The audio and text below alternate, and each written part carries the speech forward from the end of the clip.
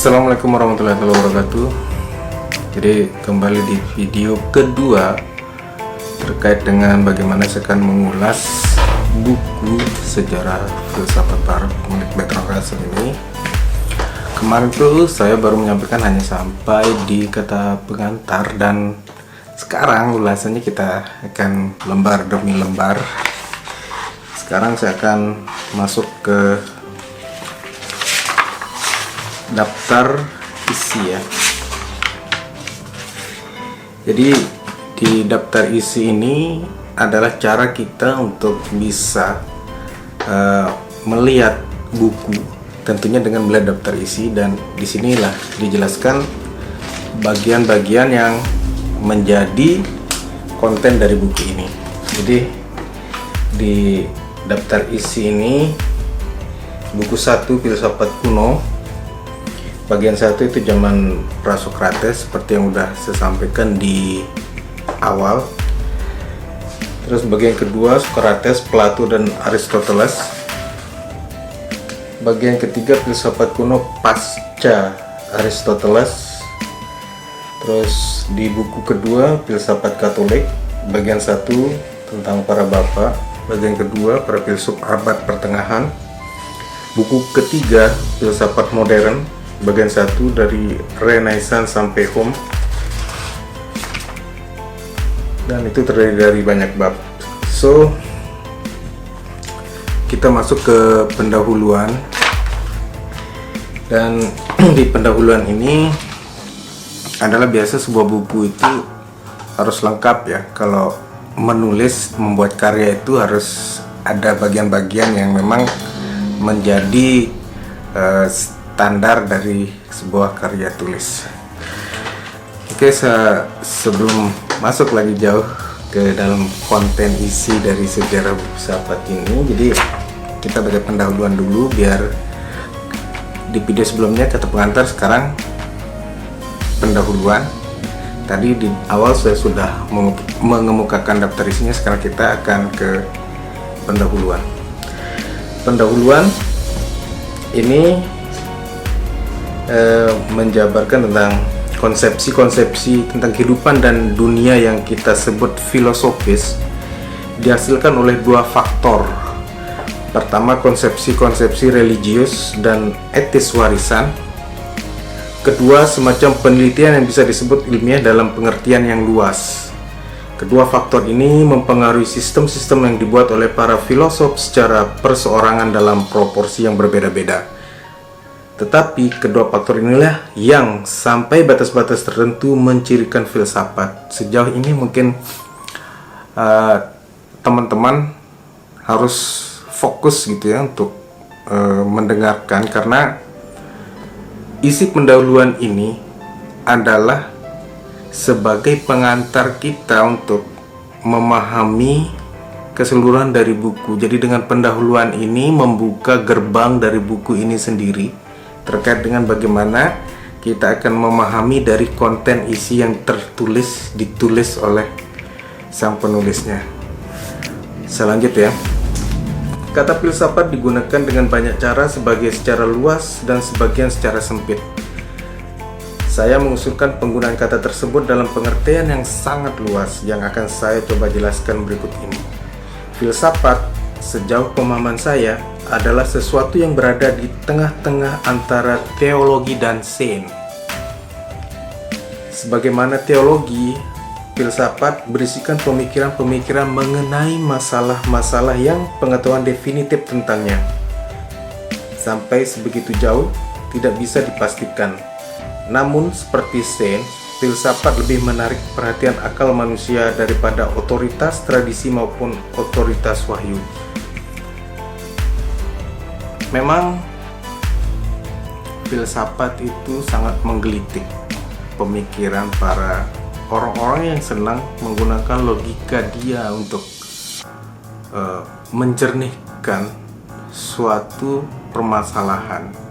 Karena lingkup filsafat itu sendiri antara sains dan teologi, antara ketika dunia epistemologi tidak mampu menjabarkan secara detail terkait dengan apa yang terjadi, maka filsafat adalah ruang tempatnya segala sesuatunya itu akan diulas, diulik, sehingga nanti di sana logika berpikir, cara berpikir dan kemampuan menggunakan logika akan teruji di sana.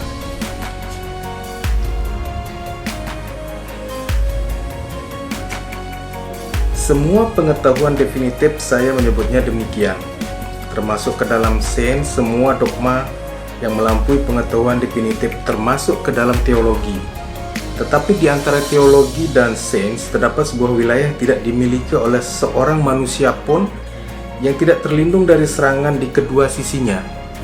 Wilayah tak bertuan ini adalah filsafat. Ya, jadi kalau ketika kita mendapatkan kebuntuan penjelasan dalam dunia sains dan epistemologi, maka kita kan istilahnya dulu kalau zaman sekuler itu lompat tembok. Jadi ketemu hal yang tidak bisa kita jelaskan dengan ilmu pengetahuan di ranah epistemologi atau sains, maka dia akan lompat tembok ke filsafat. Hampir semua persoalan yang menarik, yang sangat menarik bagi pikiran-pikiran spekulatif tidak bisa dijawab oleh sains, dan jawaban-jawaban yang meyakinkan dari para teolog tidak lagi terlihat begitu meyakinkan sebagaimana pada abad-abad sebelumnya. Apakah dunia ini terbagi menjadi dua, jiwa dan materi?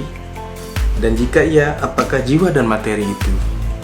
Apakah jiwa tunduk pada materi, atau apakah jiwa dikuasai oleh kekuatan-kekuatan independen? Apakah alam semesta ini mempunyai kesatuan atau maksud tertentu? Apakah alam semesta ini sedang bergerak ke satu tujuan? Apakah hukum alam benar-benar ada? Atau apakah kita mempercayainya hanya karena cinta kodrati kita pada keberaturan? Apakah manusia itu seperti yang tampak di mata seorang ahli astronomi, yakni setitik karbon dan air kotor yang merangkak tak berdaya di permukaan sebuah planet kecil yang tak berarti? Ini adalah pertanyaan-pertanyaan yang mendasari logika kita berpikir, pertanyaan-pertanyaan yang sangat membutuhkan jawaban yang berat sekali untuk diurai, untuk dijelaskan, sehingga pertanyaan seperti ini membutuhkan pemikiran-pemikiran ruang yang namanya filsafat. Atau seperti yang terlihat oleh Hamlet, itu pertanyaan juga. Atau mungkin keduanya mewujud dalam seorang manusia. Apakah ada jalan hidup yang mulia dan jalan hidup yang hina, atau semua jalan hidup itu tidak berharga sama sekali? Ini pertanyaan-pertanyaan yang membuat orang bingung ya kalau mereka tidak bisa menggunakan logikanya untuk menjelaskan. Jika ada jalan hidup yang mulia, apakah isinya dan bagaimana kita bisa mencapainya? Teologi mungkin mampu menceritakan sebagian, tapi tergantung dari yang bertanya. Haruskah kebaikan itu abadi agar layak untuk dihargai? Apakah penting untuk mencarinya sekalipun alam semesta ini nyata-nyata sedang bergerak menuju kematian? Wow. Apakah ada semacam kearifan, atau sebenarnya apakah yang terlihat sebagai puncak kehalusan?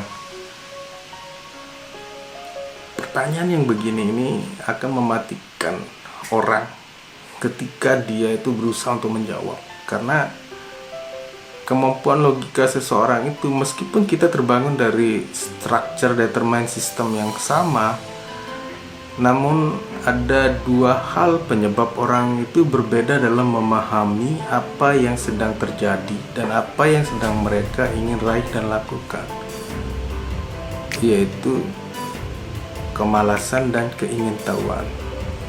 Selanjutnya,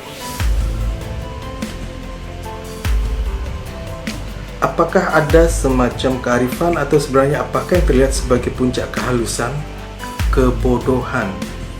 Jawaban atas pertanyaan-pertanyaan ini tidak bisa ditemukan di laboratorium. Ya iyalah, karena kita berpikir ini di ruang berpikir, bukan di ruang laboratorium untuk penelitian saintis kayak gitu. Jadi ruang-ruang yang seperti ini selama ini mungkin di manusia modern saat ini, di zaman milenial seperti ini, mungkin orang sudah tidak begitu mau berpikir tentang hal-hal seperti ini, karena teknologi sudah menyuguhkan kemudahan-kemudahan sehingga bagi kebanyakan orang saat ini terlalu materialis dalam hal menilai kehidupannya. Teologi telah berusaha menyodorkan jawaban-jawaban yang semua sangat definitif. Tetapi jawaban-jawaban yang sangat definitif tersebut mengundang kecurigaan pikiran-pikiran modern. Mempelajari pertanyaan-pertanyaan tersebut jika bukan menjawabnya adalah urusan filsafat. Jadi filsafat itu tugasnya adalah menjawab sesuatu yang dipertanyakan oleh kemampuan orang mendasari pertanyaannya dengan logika yang sifatnya bukan kebendaan yang absolutely terlihat sebagai sebuah materi. Terkadang juga ada hal yang seperti itu yang disampaikan sebagai sebuah pertanyaan. Misalnya contoh,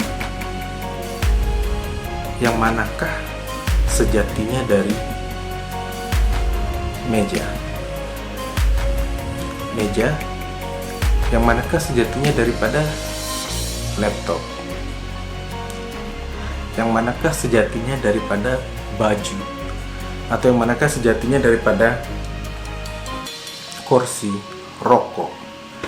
Dan pertanyaan seperti ini itu nanti akan terjabar juga sih di kemudian, karena pada saat ini saya hanya masih masuk pada saat di ranah secara umumnya. Oke, kita lanjut. Itu hanya sekedar intermezzo saja. Lantas mengapa mungkin Anda bertanya jika membuang-buang waktu dengan persoalan-persoalan yang tidak kunjung terselesaikan itu? Terhadap pertanyaan ini, seseorang bisa menjawabnya dengan memposisikan diri sebagai sejarawan atau individu yang menghadapi teror kelengangan kosmis. Kosmis, bukan kismis ya. Buku ini akan menguraikan jawaban seorang sejarawan sejauh kemampuan yang saya miliki. Semenjak manusia dapat berpikir bebas, tindakan-tindakannya dalam berbagai hal penting yang tidak terbatas jumlahnya bergantung pada teori-teori yang mereka hasilkan tentang dunia dan kehidupan manusia, tentang apa yang baik dan apa yang buruk. Hal ini benar-benar terjadi pada masa sekarang, juga pada masa lampau. Untuk memahami sebuah zaman atau bangsa, kita harus memahami filsafatnya. Dan untuk memahami filsafatnya, kita harus sampai batas-batas tertentu menjadi filosof. Apakah Anda seorang filosof? Apakah Anda tahu bahwa diri Anda sedang berfilsafat? Apakah Anda tahu diri Anda sedang menjadi calon seorang filosof? Maka proses itu akan terbentuk dengan sendirinya dengan keinginan tahuan Anda sendiri. Di sini ada sebuah hubungan kausal timbal balik. Lingkungan kehidupan manusia banyak menentukan filsafatnya, tetapi sebaliknya, filsafat mereka juga banyak menentukan lingkungan kehidupannya. Jadi ada imbal balik ya. Ada imbal balik di sini. Interaksi antara filsafat dan lingkungan kehidupan manusia yang berlangsung selama berabad-abad ini merupakan topik buku yang sedang Anda baca. Jadi topik buku yang sedang saya sampaikan adalah interaksi antara filsafat dan lingkungan kehidupan manusia yang berlangsung selama berabad-abad ini. Perlu digarisbawahi bahwa interaksi antara filsafat dan lingkungan kehidupan manusia. Filsafat dengan logika cara berpikir, cara membangun pemikiran, ide menggunakan logika, berinteraksi dengan lingkungan kehidupan manusia, halnya seperti yang kita jalani saat ini di dunia modern saat ini. Maka filsafat hadir di sini dan berinteraksi dengan perubahan-perubahan lingkungan hidup manusia yang terjadi pada saat ini.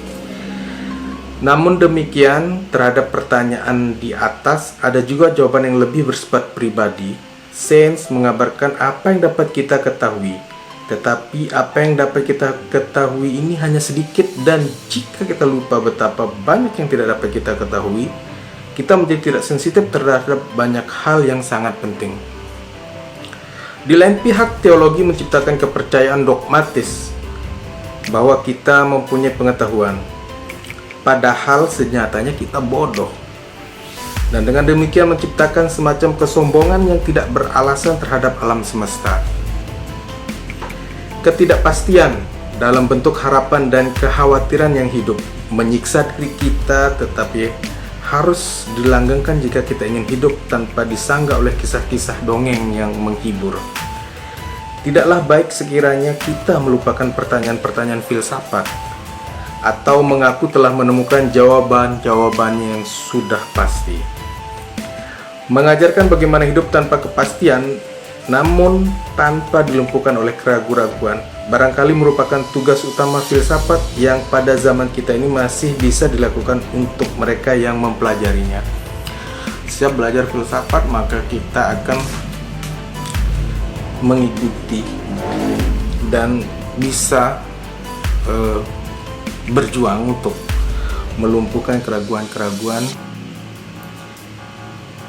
yang barangkali bagaimana dengan hidup ini, apa tujuan hidup kita? Kita dilahirkan di bumi ini untuk apa? Menjadi siapa? Apakah kita itu akan menjadi seorang pengganggu hidup orang lain, ataukah kita akan menjadi pembantu hidup orang lain atau merugikan hidup orang lain? Skema kehidupan itu bisa kita jangkau dengan cara belajar filsafat, dan nanti bagaimana filsafat ini berinteraksi dengan lingkungan kehidupan kita itu.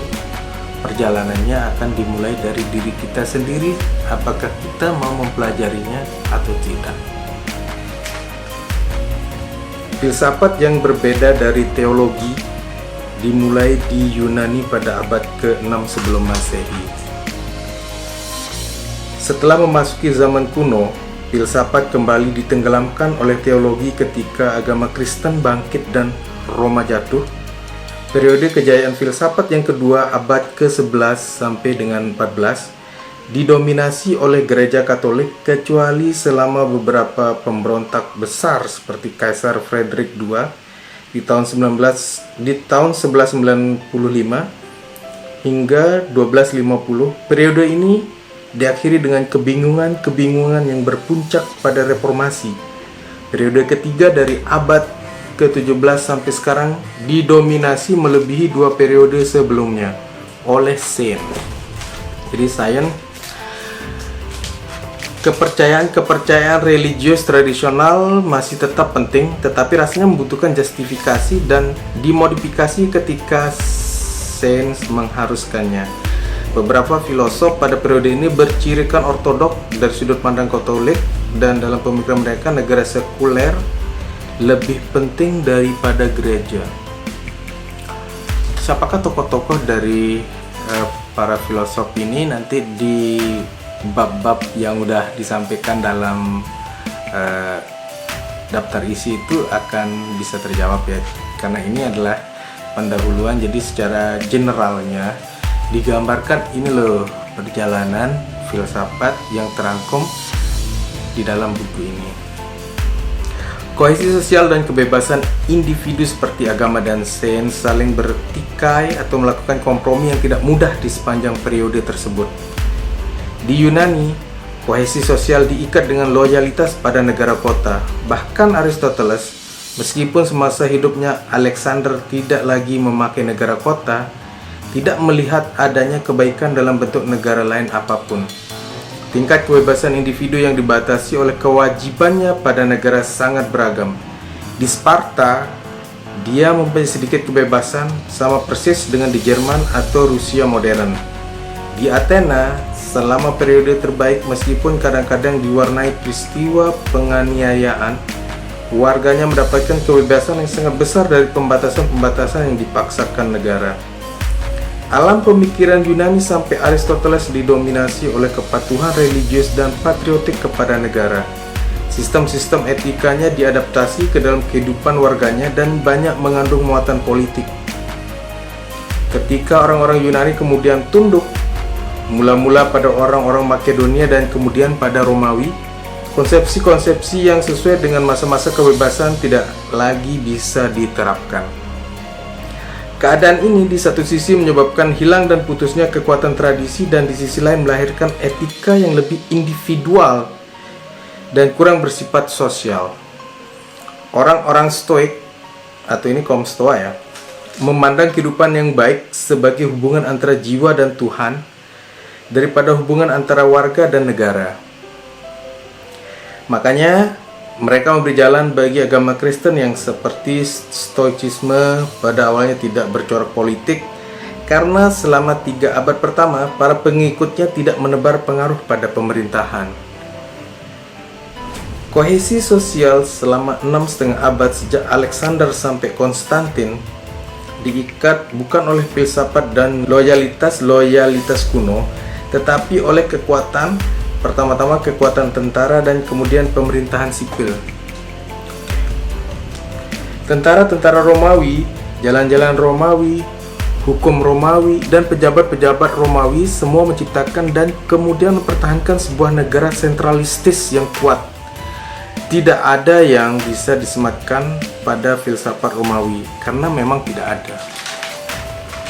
Selama periode panjang ini, ide-ide Yunani yang diwarisi sejak zaman kebebasan secara bertahap mengalami proses transformasi. Sebagian ide kuno, terutama yang kita anggap bersifat sangat religius, menempati kedudukan yang relatif penting, sedangkan ide-ide lainnya yang lebih rasionalistik diabaikan karena tidak lagi sesuai dengan semangat zamannya. Dengan demikian, orang-orang pagan terkemudian memangkas tradisi Yunani hingga bisa disatukan dalam ajaran Kristen. Artinya di sini, kalau di kalimat terakhir yang saya bacakan, bahwa orang-orang pagan terkemudian, jadi orang-orang pagan yang generasi berikutnya memangkas tradisi Yunani hingga bisa disatukan dalam ajaran Kristen. Benar seperti beberapa yang pernah saya temukan. Jadi teman-teman juga bisa menemukan bukti-bukti itu. Contohnya banyak dan tidak akan saya sebutkan di sini biar kita tidak melenceng dari bahasa. Tapi nanti kalian akan temukan sendiri maksud dari kalimat ini. Agama Kristen menyebarkan sebuah pandangan penting yang secara implisit terdapat di dalam ajaran-ajaran orang Stoik, tetapi asing bagi semangat umum kuno, yakni pandangan bahwa kewajiban manusia kepada Tuhan lebih penting daripada kewajiban pada negara. Pandangan ini bahwa kita harus lebih menaati Tuhan daripada manusia, sebagaimana dikatakan Socrates dan para nabi, tetap bertahan dari perubahan yang dilakukan Konstantin, karena kaisar-kaisar Kristen awal adalah orang-orang Arya atau cenderung pada Arianisme. Ketika kaisar-kaisar itu menjadi ortodoks, pandangan tersebut dicampakkan. Di kerajaan Bizantium, pandangan itu masih tetap tersembunyi. Demikian juga di kerajaan Rusia selanjutnya, yang mengambil agama Kristen dari Konstantinopel. Tetapi di barat, di mana kaisar-kaisar Katolik hampir segera digantikan, kecuali di bagian-bagian Gaul oleh para penakluknya yang murtad dan barbar, keunggulan kepatuhan religius di atas kepatuhan politik tetap bertahan dan sampai tingkat tertentu bahkan masih berlangsung sampai sekarang. Ya, ini terasa banget. Dan Gaul ini adalah suatu daerah di Prancis sekarang ini mungkin. Dan bagi teman-teman yang pernah membaca kisah Asterix dan Obelix pasti tahu Gaul ini adalah daerah yang paling sulit ditaklukkan oleh pasukan Romawi di bawah kepemimpinan Julius Caesar. Invasi orang barbar berhasil mengakhiri peradaban Eropa Barat selama 6 abad. Peradaban ini masih hidup di Irlandia sampai Danes menghancurkannya pada abad ke-9 sebelum lenyap. Peradaban ini melahirkan seorang tokoh terkenal, yaitu Scotus Erigena. Di kerajaan timur, peradaban Yunani bertahan dalam bentuk awetan sebagaimana di sebuah museum sampai jatuhnya Konstantinopel pada tahun 1453. Tetapi tidak ada sesuatu pun dari Konstantinopel yang bermakna bagi dunia selain sebuah tradisi seni dan kitab undang-undang Romawi Justinian. Selama periode kegelapan, sejak akhir abad ke-5 sampai pertengahan abad ke-11, dunia Romawi Barat mengalami beberapa perubahan yang sangat menarik. Konflik antara kewajiban pada Tuhan dan kewajiban pada negara yang telah diperkenalkan oleh agama Kristen mengambil bentuk konflik antara gereja dan raja. Yurisdiksi eklesiastikal Paus meluas sampai ke Italia, Prancis dan Spanyol, Inggris dan Irlandia, Jerman, Skandinavia dan Polandia. Mula-mula di luar Italia dan Prancis Selatan, kekuasaan paus atau uskup-uskup dan kepala-kepala biara sangat kecil. Tetapi sejak Gregory VII pada akhir abad ke-11, kekuasaannya menjadi nyata dan efektif. Sejak saat itu, kependetaan di seluruh Eropa Barat membentuk sebuah organisasi tunggal yang diperintah dari Roma dan berusaha mencari kekuasaan secara cerdik serta keras, dan biasanya meraih kemenangan sampai setelah tahun 1300 dalam konflik-konfliknya dengan para penguasa sekular. Konflik antara gereja dan negara tidak hanya merupakan konflik antara kependetaan dan orang-orang awam, tetapi juga konflik ulangan antara dunia Mediterranean dan orang-orang barbar utara. Bersatunya gereja berimbas pada bersatunya kerajaan-kerajaan Romawi. Liturginya berbahasa Latin dan tokoh-tokohnya kebanyakan orang Italia, Spanyol, atau Prancis Utara. Latar belakang pendidikan mereka ketika pendidikan tumbuh kembali adalah klasik. Konsepsi-konsepsi mereka tentang hukum dan pemerintah lebih mudah dimengerti oleh Marcus Aurelius daripada oleh raja-raja kontemporer. Pada saat itu, gereja menunjukkan kontinuitas dengan masa lalu dan apa yang paling beradab pada saat ini. Sebaliknya, kekuasaan sekular berada di tangan para raja dan baron keturunan Teutonic yang berusaha keras untuk memelihara lembaga-lembaga yang mereka bawa dari hutan rimba Jerman. Kekuasaan absolut asing bagi lembaga-lembaga tersebut dan oleh para penakluk yang penuh semangat ini dianggap sebagai kebodohan dan legalitas yang tidak memiliki roh. Raja harus membagi kekuasaannya dengan bangsawan feodal, tetapi semua sama-sama berharap agar nafsu untuk berperang, membunuh, menjarah, atau memperkosa sesekali akan dibiarkan meledak. Raja-raja mungkin menyesal karena terlalu alim, dan bagaimanapun juga penyesalan itu sendiri merupakan sebuah bentuk nafsu. Tetapi gereja tidak pernah dapat menjadikan raja-raja itu berperilaku baik, tertib, dan damai yang dituntut oleh majikan modern. Dan biasanya mereka dapatkan dari buruh-buruhnya. Apa gunanya menaklukkan dunia jika mereka tidak dapat minum, membunuh, dan bercinta sebagai nafsu yang menggerakkan mereka? Dan mengapa mereka beserta tentara-tentaranya yang membanggakan harus tunduk pada aturan-aturan orang-orang penggemar buku yang bersumpah untuk hidup selibat tanpa angkatan perang? Meskipun tidak disetujui gereja, mereka tetap saja bertikai dan mengadili dengan peperangan, dan mereka mengembangkan pertandingan-pertandingan dan percintaan ala kerajaan. Pada akhirnya, dengan kemarahan yang meluap, mereka bahkan membunuh orang-orang gereja yang terkenal. Semua angkatan bersenjata berada di pihak raja-raja, namun gerejalah yang menang. Kemenangan gereja sebagian disebabkan oleh, boleh dikata, monopolinya dalam bidang pendidikan, sebagian disebabkan karena raja-raja sibuk saling berperang.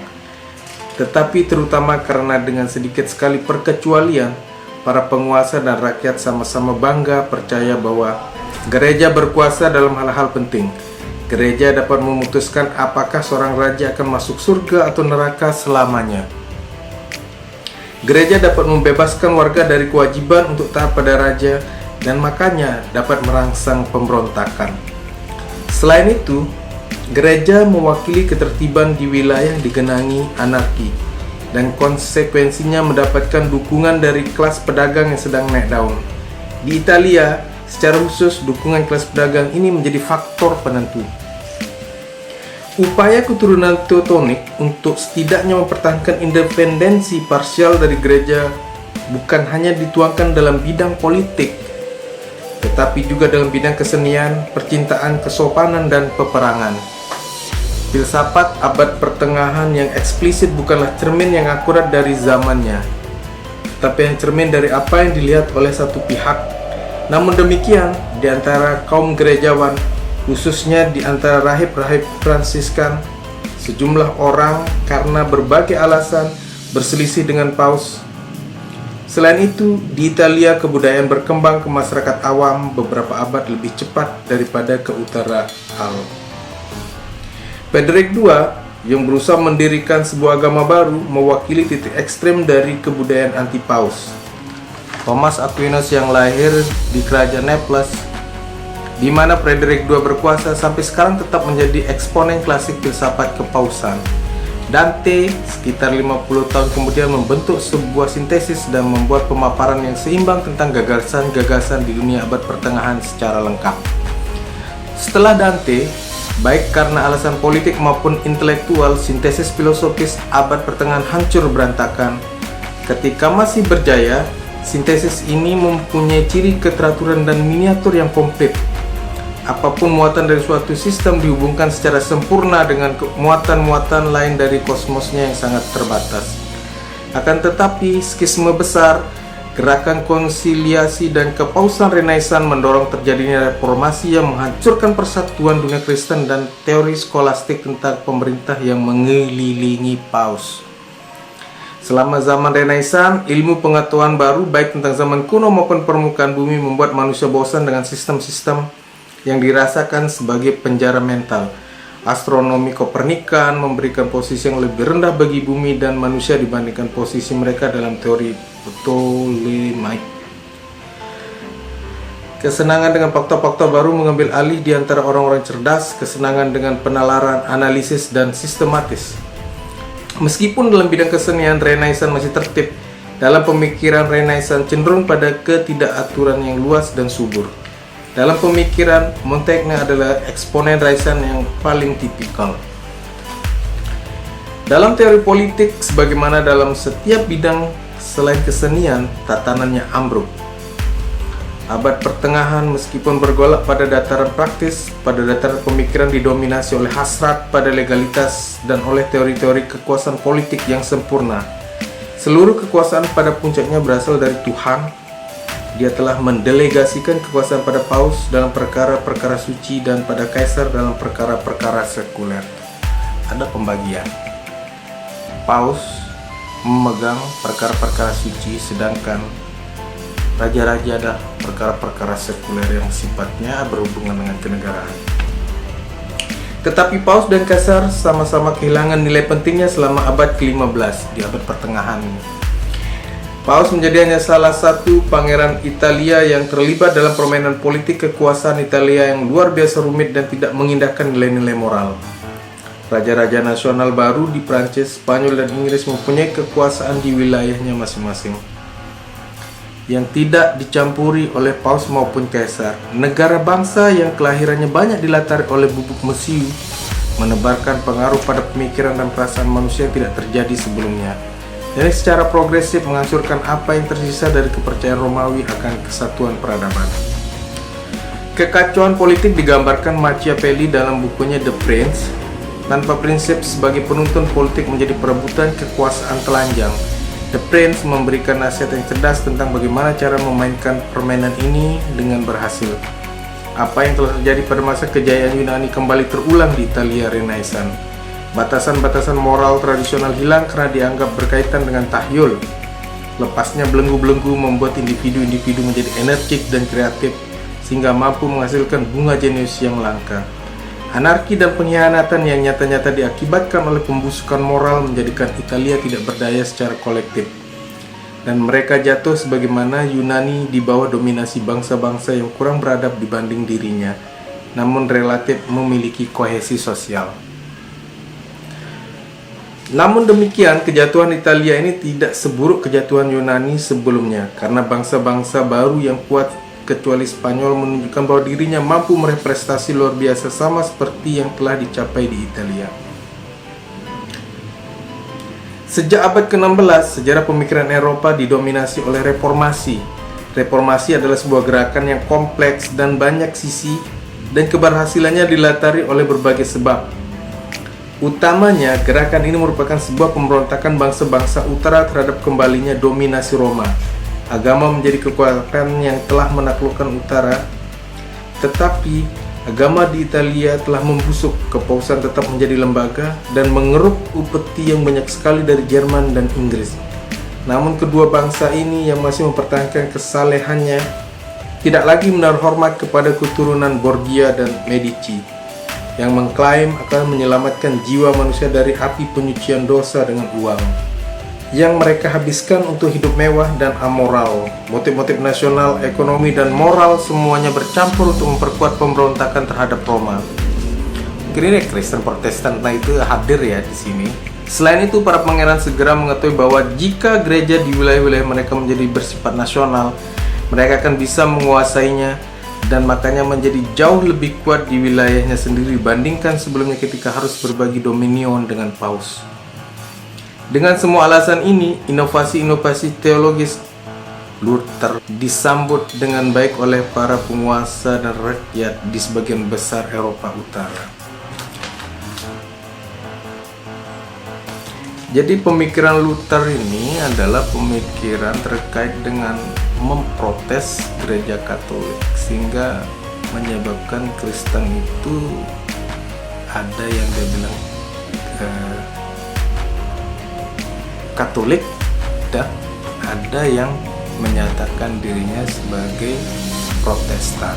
Kalau di Indonesia ya, disinilah awal cerita bisa teman-teman tangkap sebagai awal dari pecahnya Kristen ada dua. Gereja Katolik berasal dari tiga sumber. Sejarah sucinya dari Yahudi, teologinya dari Yunani. Seulangi lagi, Gereja Katolik berasal dari tiga sumber. Sejarah sucinya dari Yahudi, teologinya dari Yunani, pemerintahan dan hukum agamanya setidaknya secara tidak langsung dari Romawi. Reformasi menolak unsur-unsur Romawi, menghaluskan unsur-unsur Yunani, dan secara luar biasa memperkuat unsur-unsur Yahudi.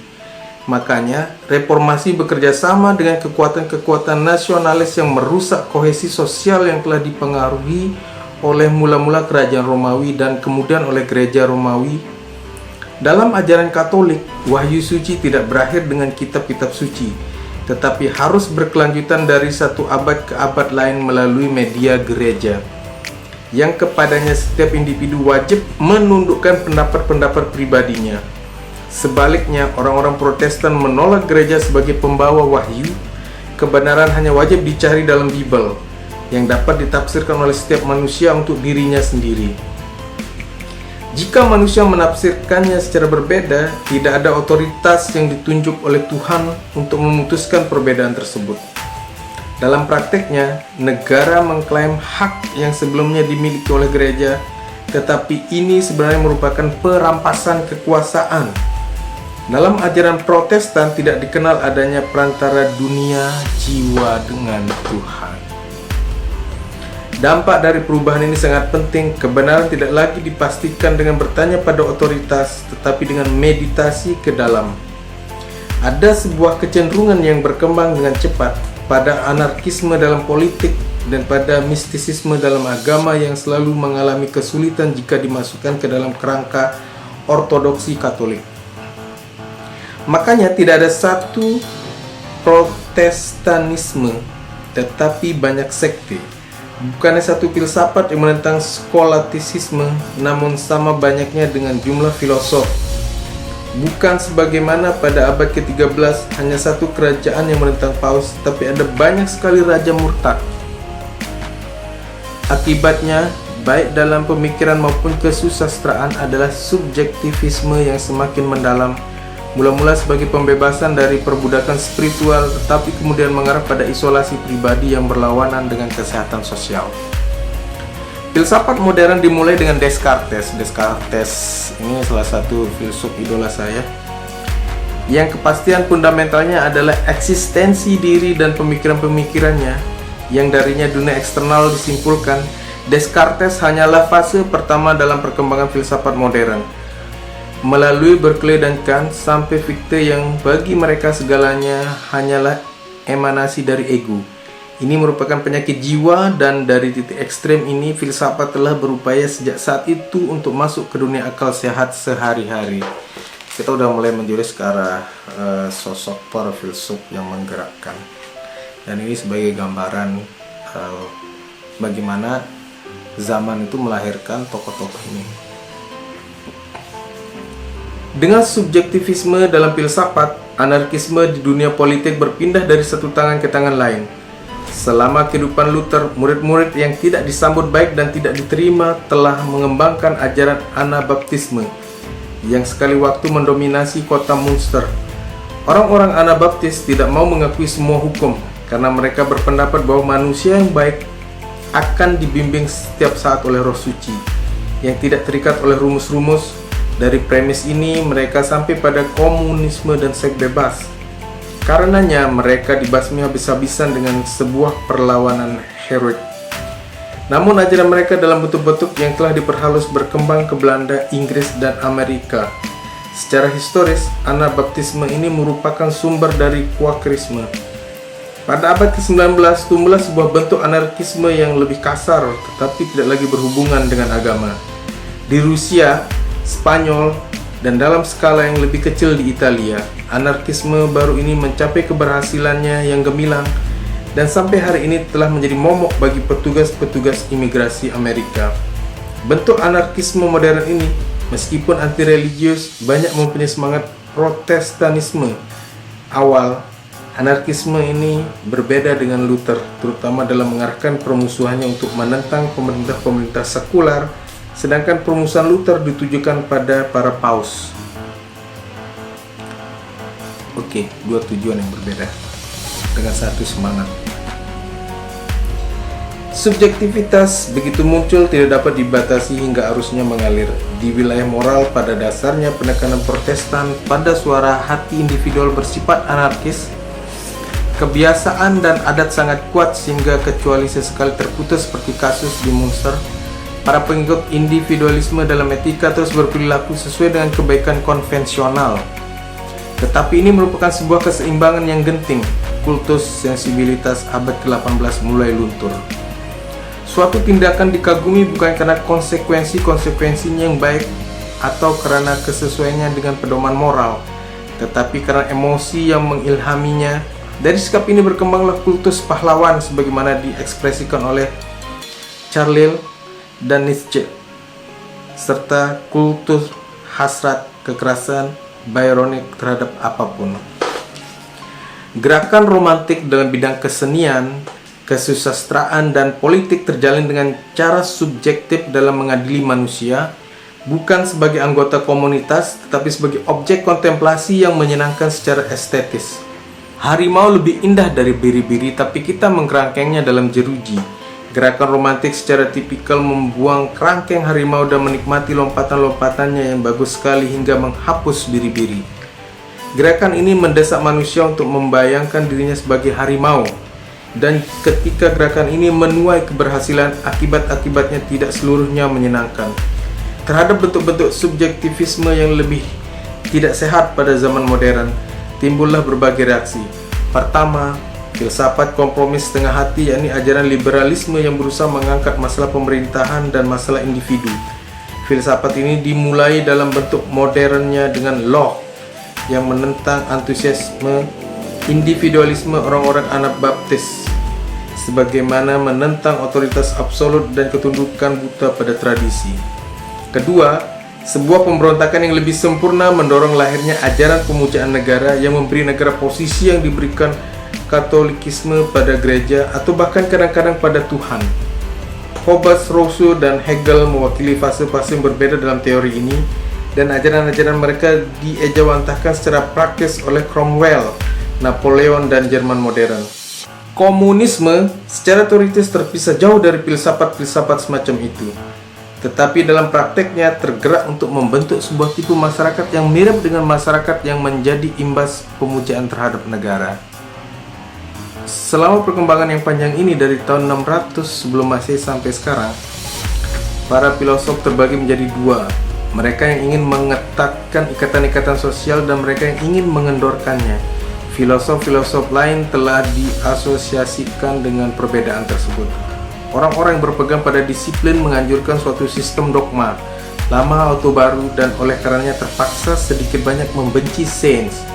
Karena dogma-dogma mereka tidak dapat dibuktikan secara empiris, mereka selalu mengajarkan bahwa kebahagiaan itu tidak baik, melainkan lebih menonjolkan kemuliaan atau heroisme. Mereka bersimpati pada watak-watak manusia yang irasional karena menganggap akal bertentangan dengan kohesi sosial. Di lain pihak, orang-orang penganut kebebasan berpikir kecuali para anarkis ekstrem cenderung bersikap ilmiah, utilitarian, rasional, membenci hasrat kekerasan, dan menjadi musuh dari semua bentuk agama yang lebih besar. Konflik ini terjadi di Yunani sebelum bangkitnya apa yang kita kenal sebagai filsafat, dan sangat eksplisit dalam pemikiran Yunani awal. Dalam bentuk-bentuknya yang berubah, konflik ini masih berlangsung sampai saat ini dan tidak diragukan lagi akan terus terjadi selama berabad-abad mendatang. Jelaslah bahwa setiap pihak yang berkonflik dalam waktu yang sangat lama, sebagian benar dan sebagian salah. Kohesi sosial adalah sebuah kebutuhan dan umat manusia tidak pernah berhasil memaksakan kohesi sosial ini dengan argumentasi rasional semata. Setiap komunitas terancam oleh dua bahaya yang berlawanan, kosifikasi atau pengerasan, karena terlalu disiplin dan patuh pada tradisi, di satu sisi, di sisi lain, disolusi atau subjeksi pada penaklukan asing, karena tumbuhnya individualisme dan independensi pribadi yang tidak mungkin membentuk kerjasama. Secara umum, peradaban-peradaban penting dimulai dengan sebuah sistem yang rigid dan tahyul, yang secara bertahap mengendor dan pada fase tertentu mengarah pada periode jenius yang brilian. Ketika kebaikan-kebaikan dalam tradisi lama tetap bertahan dan keburukan yang inheren dalam disolusinya mati.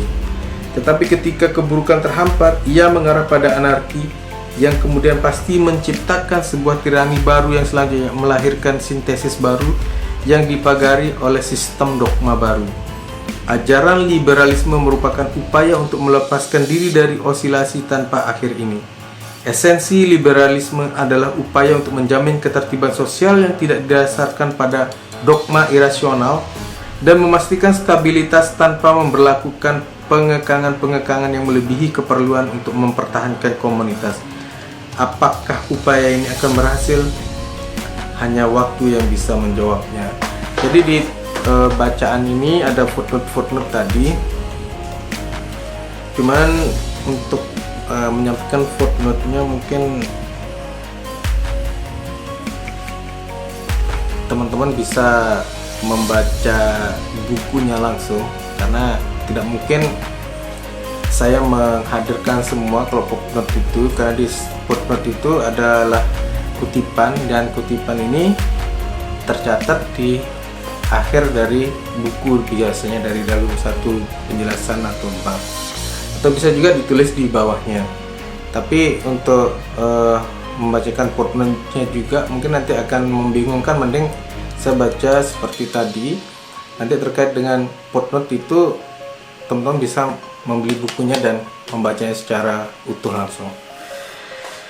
Jadi untuk video kali ini saya membacakan pendahuluan, dan dari sana teman-teman bisa fokus untuk mendengarkan dan mengulang-ulang lagi, sehingga akan ketemu benang merah dari pembahasan yang ada dalam buku ini. Tadi udah ada beberapa gambaran-gambaran yang saya temukan, hanya saja saya sedikit memberikan celetukan supaya saya juga mengingat dan kembali memori saya itu yang sebelumnya terputus-putus, tercerai-berai.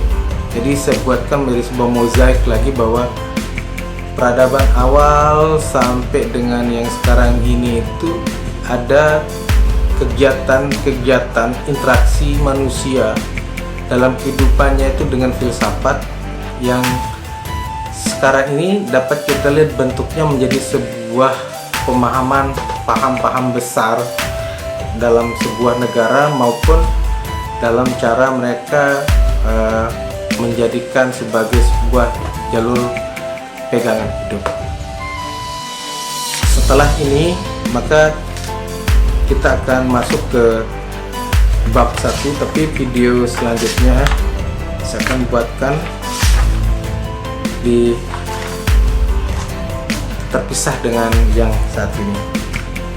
Jadi di bab 1 nanti kita akan bahas tentang lahirnya peradaban Yunani, yaitu zaman Pra-Sokrates. Oke, terima kasih telah mengikuti video saya kali ini. Kalaupun nanti ada kekurangan mohon maaf, dan kalau ini dianggap bermanfaat silahkan teman-teman subscribe dan di share supaya teman-teman yang lain juga bisa ikut bersama kita untuk sama-sama memahami dan belajar tentang sejarah filsafat barat dari bukunya Bertrand Russell. Assalamualaikum warahmatullahi wabarakatuh.